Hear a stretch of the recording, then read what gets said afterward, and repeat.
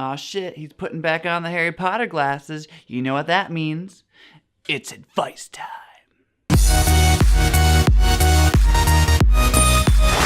On Twitter, I noticed a little bit of a trend about people asking about anxiety and stress and things like that.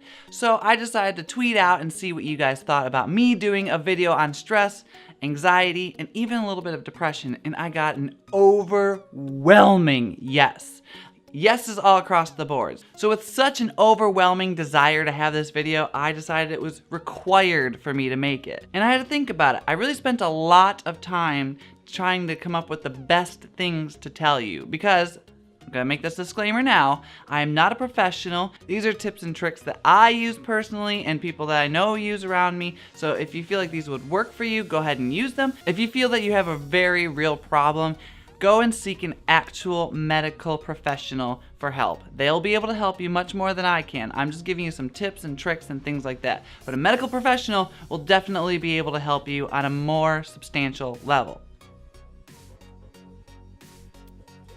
Now, the thing about stress and anxiety and depression is a lot of people get these things confused. A lot of people think they are the same thing, but they are very different things. Like stress, for instance, is several things. There's good stress and bad stress. There's things that kind of mess with you and cause aches and pains and gives you physical pain because you're sitting there thinking, focusing on a certain subject. Then there's good stress, things that, you know, get your heart pumping and get your blood going and give you the motivation to go. Things that give you purpose in life. There are good things that are stressful. So I suggest sometimes slowing down and realizing what good stresses and bad stresses are in your lives. But the most common thing I see people doing is comparing anxiety with depression, which are very different things. Now, here is the exact definition of depression. A brain disorder characterized by persistent depressed mood or loss of interest in activities causing significant impairment in daily life. Now, a lot of people think they're depressed because, oh, they feel sad once in a while, or they don't feel like everything's going well. But there's a big difference between having a moment of depression and actually having the disorder depression. The actual disorder of depression is one of those things where you have this constant feeling of being depressed. Not 1 minute you're having a good time and then someone says something and makes you upset. You're not depressed because of that. You may be depressed by that person for a moment, but you are not actually depressed with the disorder. Then there's anxiety, which is a mental health disorder characterized by feeling of worry, anxiety, or fear that are strong enough to interfere with one's daily activities. Now, this one might be a little bit more common because we all have those things that we fear or worry about. Some people are natural worry warts, and that gives you a little bit of anxiety. Now, don't get me wrong, you might not all have high levels of anxiety. Some of you might, which again, seek medical help, professional medical help. Don't just come to me, because I don't know what the fuck I'm talking about half the time. But there's a difference between having actual anxiety and actual depression and just having moments of anxiety and depression. A lot of times, people think that they're depressed, but really, they're just having a very anxious day, or they're having a really bad week or something like that. That is not necessarily depression or anxiety. That's just a bad day. We all have it. Everyone has those moments of depression, anxiety, and even like overcoming manic joy. Like there's just like, you go through the spectrum. It's just true. Everyone goes through it. Unless, you know, you actually have depression or anxiety, then you might not have it as often, but I feel that you probably would have it at some point. So here are a few ways for you to deal with stress, anxiety, and maybe even minor depression. Here are some physical things you can actually do. The first thing I do on a daily basis, and that is breathing techniques. Now, when I'm saying breathing techniques, I just mean breathe slower. Just breathe slowly. A lot of times we get so high strung and we get tense like this, and we take quick breaths because we're angry or frustrated or tired or don't know what to do.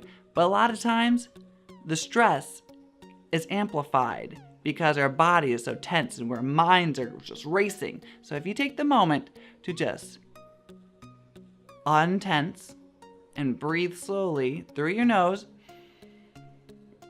and out your mouth, it might just go away. The next thing to do is actually a little bit more involved, but it's something you could do and is probably good for you to do anyways, and that is basically to either exercise or just move around a little bit. A lot of times we get stressed when we're confined to a single space or we're not doing something. We need to move around. We need to escape the area sometimes. So that might be a thing to do. Actually, my doctor physically told me that a lot of my anxiety and stress might be relieved if I just, do some daily exercising. And to be honest, it has worked quite a bit since I've been doing it. And I would say that I would highly suggest it. If you feel like you're stressed or anxious about something, maybe instead of sitting there and worrying about it, just go to the gym, go take a walk. Go do something. Go hang out with a friend and just walk there or something like that. Do something to take your mind off of it and maybe, lose a couple pounds in the process. A couple things you could do more mentally is basically to focus on something that gives you full control.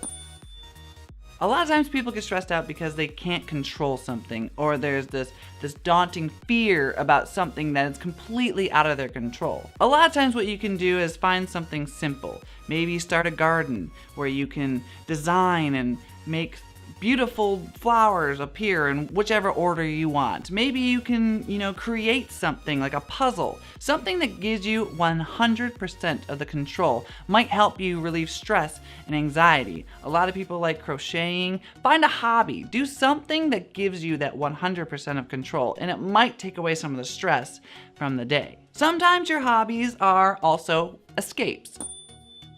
Escapes are a great way to get away from your stressors. And I'm not saying to run away from your stressors because they're going to be there tomorrow. But what I'm trying to say is you should escape for a moment. Just for a moment. Maybe watch a funny TV show. Maybe that's your escape. Maybe you take a bath and read a book. Maybe that's your escape. Maybe you actually go somewhere. Go to the woods and take a hike.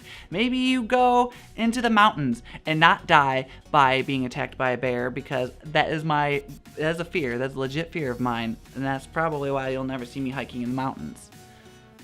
Stressor. See, now I'm going to escape in my mind and pretend I never said that. A lot of times people are stressed or anxious or depressed because it's some daunting fear of theirs. And most of the time, I want to say it has to do with public speaking or doing something in public. Or could be heights. That's another one that's very popular, is heights. So what you can do is basically face your fears. A lot of times people worry about things without actually coming across it.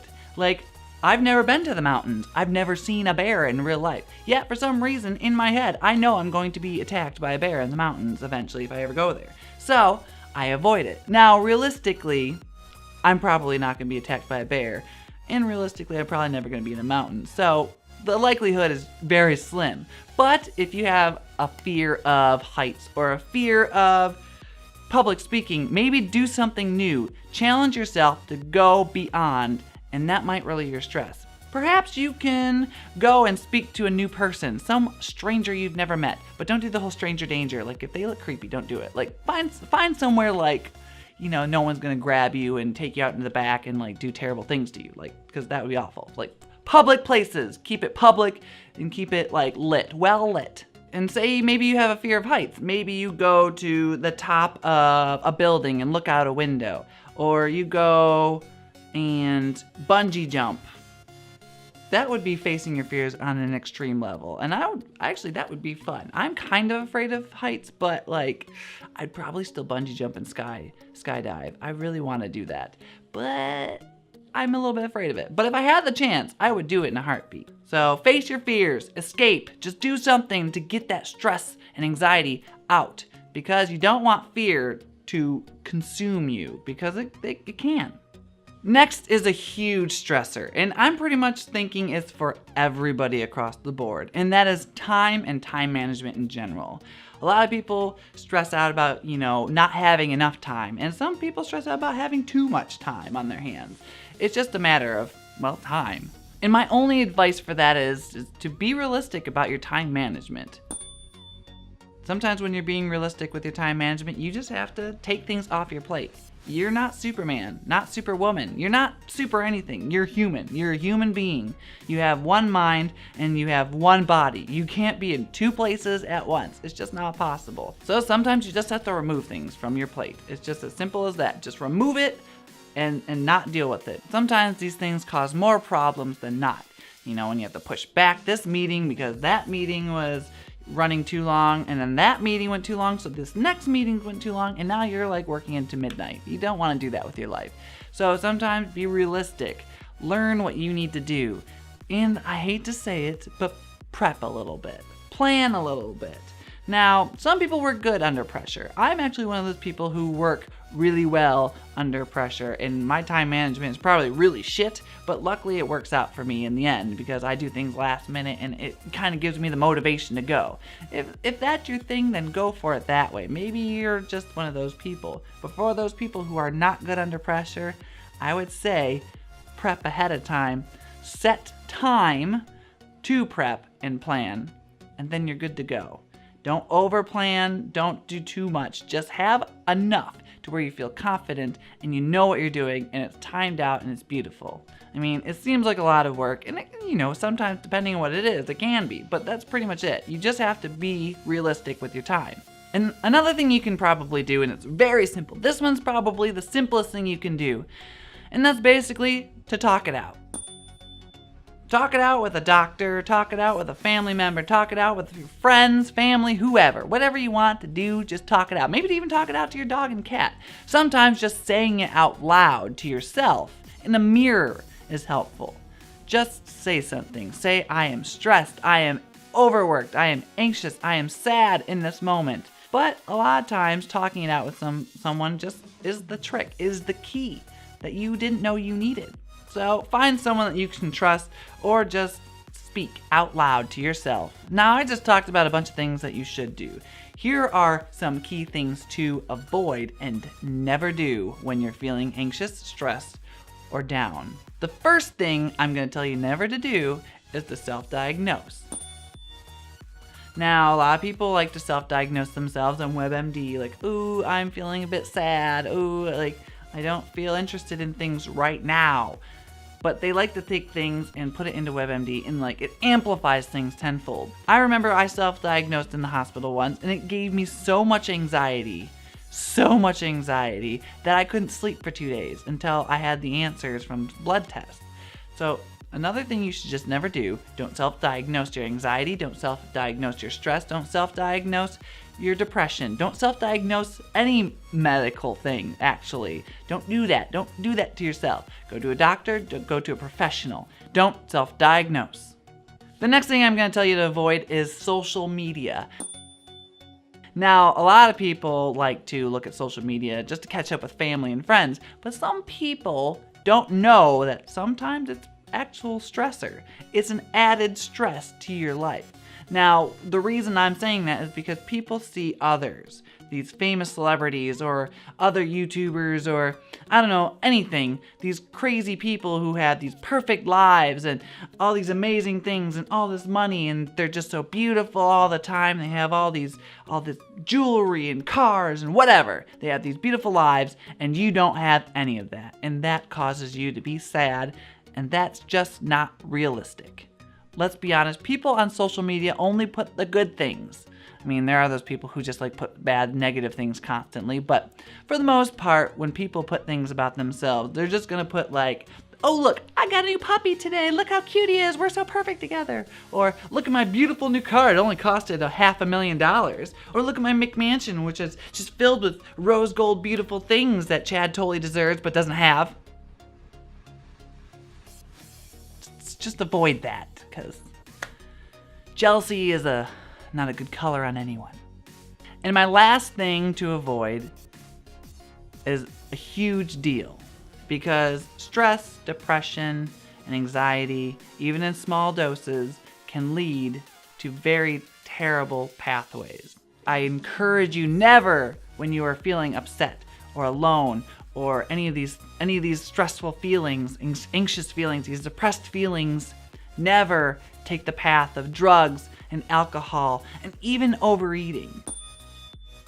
That is a dangerous slope. I mean, sometimes you have to use prescription pills, yes, because it's for your health, but don't abuse it because you're upset. Don't abuse it because you're stressed. Don't abuse it because you're feeling a little bit sad today. Drinking in moderation socially is fine. It's completely acceptable when you're of age. Throwing that out there right now. But please don't abuse it. Don't abuse it when you're sad. Do it socially. Do it when you're happy. Do it when you're with family and friends and having a good time. And if you're an abusive drunk, then maybe you should just avoid it altogether. And yes, I'm saying try not to stress eat. It is something even I do, and I try to avoid it. I really, honestly, have become a person who's fought it tooth and nail, and I think I've gotten pretty good at it. So I would highly suggest that you just avoid food sometimes. And not saying you should just starve yourself, obviously, because sometimes you have a bad week. But I'm saying don't overeat. Instead of having like 20 Twinkies, maybe just have one. Maybe find healthy alternatives when you're feeling sad. Maybe eat some carrots. Maybe eat some apples. I don't know, find some fruits and veggies around the house that you like and maybe start eating that. Maybe you could binge on that instead of those chips that you had in your lap.